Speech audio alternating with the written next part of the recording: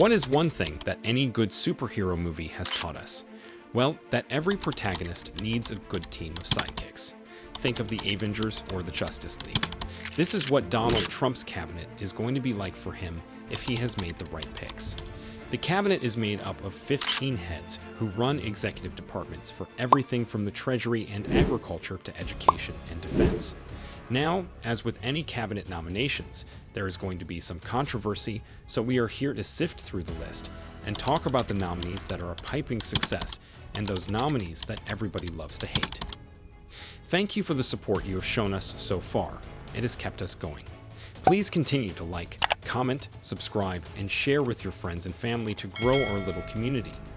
Right? Let's get it. Okay, so let us start with the nomination that people are happiest about, which is Susie Wiles for the position of Chief of Staff. The excitement around this nomination probably has a lot to do with the fact that she will be the first ever female Chief of Staff in United States history.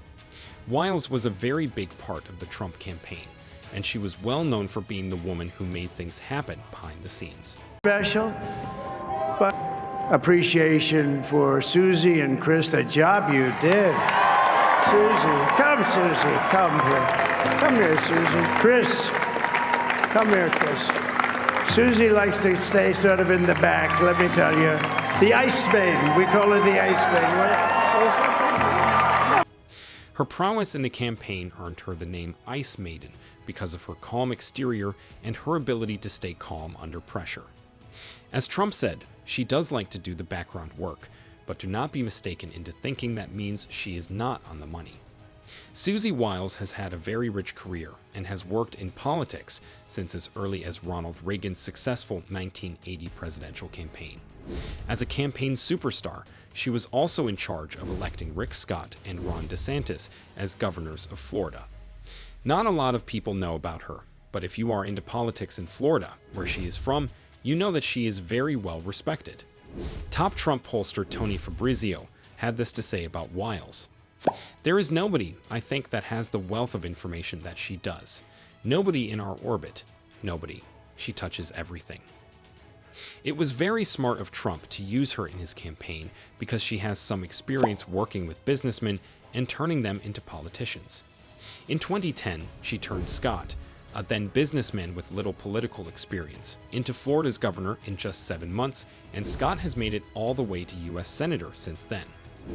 DeSantis referred to her as the best in the business, and seeing that everything she touched turned into gold, Trump poached her in 2015 and made her the co-chair of his Florida campaign. Considering how much work she has done behind the scenes, this role will be a piece of cake for Susie, because the Chief of Staff is a cabinet member who is often the president's top aide and oversees daily operations in the West Wing. Her managing skills are going to come in handy here, and she will probably continue to use her Midas touch. While Susie represents a glass ceiling shattering, the candidate people are feeling the most relief about is definitely Pam Bondi as Attorney General. Candidate Matt Gaetz, who was the cause of a lot of waves in the news, withdrew from consideration as Attorney General, claiming that because of the many allegations against him, he did not want to be caught up in the drama. To replace him, Trump named Pam Bondi, who is a former Attorney General, and the fact that she actually has experience in the role is one big tick against her name. What is also impressive is the fact that she was the first female state Attorney General, which is a position she held from 2011 to 2019. While there is nothing to hate on, if we look at things objectively, the appeal with Bondi is really the fact that she is not Matt Gaetz. This may not be much, but it leaves her on the good list and saves her from backlash. The rest of the picks are not without controversy, which is characteristic of Trump if we think about it. Let's talk about the appointment of Robert Kennedy Jr. to the position of Trump's health secretary. What could go wrong with having another Kennedy in a position of great power? Nothing, hopefully. As the nephew of the assassinated President John F. Kennedy, Robert is no stranger to politics and is definitely familiar with scandal. People's biggest issue with Robert Kennedy Jr. as the future health secretary has a lot to do with his very, let's say, colorful views on health matters. So you have gained notoriety for your skepticism about vaccines. And over the summer in an interview, you said, quote, "There's no vaccine that is, safe and effective." Do you still believe that? I never said that. So stop me. We have the clip. Please play the clip. Play the whole clip. Not You've just that. talked about that the media slanders you by calling you an anti-vaxxer. And you've said that you're not anti-vaccine, you're pro-safe vaccine. Difficult question. Can you name any vaccines that you think are good? I think some of the live virus vaccines are probably averting more problems than they're causing. There's no vaccine that is, safe and effective. Being a vaccine skepticist has made many people question if he is the right person to be in the health seat.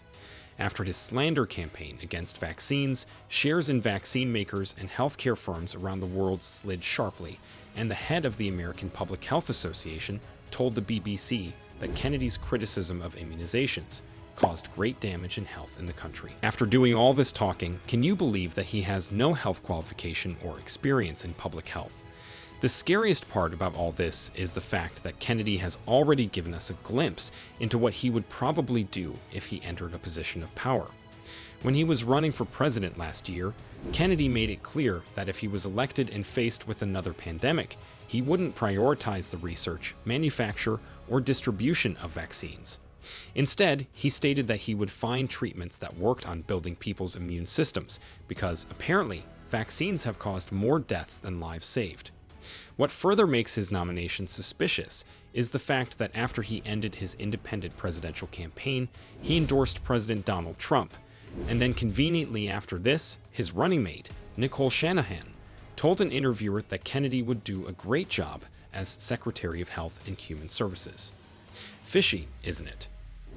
Now Matt Gaetz may have withdrawn from his nomination as Attorney General, but there is still someone in Trump's camp who has accusations against him. His defense secretary pick, Pete Hegseth, was investigated for sexual assault in 2017 but denies the allegation and was never charged with the crime. More interestingly, his time in the Army is also a cause of a lot of conversation, especially because people allege that he is a white extremist. One of his colleagues noted a tattoo on his bicep written Deus Vult, which is a Latin phrase that means God wills it, and when his colleagues looked up the tattoo, they found out that it was linked to extremist groups. His opinions on the Army are, again, colorful, and during a podcast, he criticized woke generals, stating that the diverse initiatives in the military were dumb. Other strikes against his record include lobbying for presidential pardons for U.S. military members, facing prosecution for war crimes, and defending Putin amid everything happening in Ukraine. Trump sure knows how to pick them, right? Paul Rieckhoff, the founder of Independent Veterans of America, wrote a scathing review on X, stating that Hegseth is undoubtedly the least qualified nominee for SecDef in American history, and the most overtly political. Brace yourself, America. We cannot complete a list of the good, the bad, and the ugly without talking about Elon Musk. For all the hard work he did in the Trump campaign, it is no surprise that he made it into the inner circle. Musk's role was so important that Trump even created an entirely new office for him. Elon Musk and Vivek Ramaswamy have been elected to head a new government department called the Department of Government Efficiency. The goal of this department is to slash excess regulations, cut wasteful expenditures, and restructure federal agencies.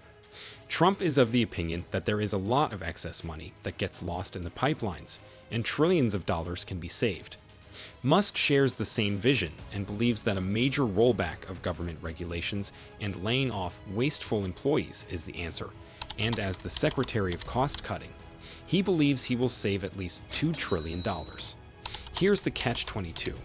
Musk leads companies with existing, lucrative government contracts, and this brings into question where he can run this type of department without any conflict of interest. After going through this list of nearly half of the cabinet, some of you may be scared.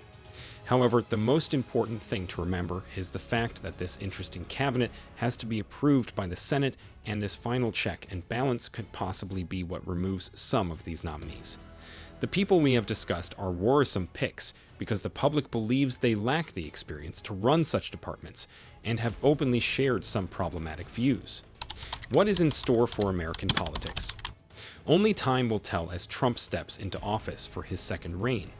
Thanks for watching, and please like, subscribe, and check out our other amazing content.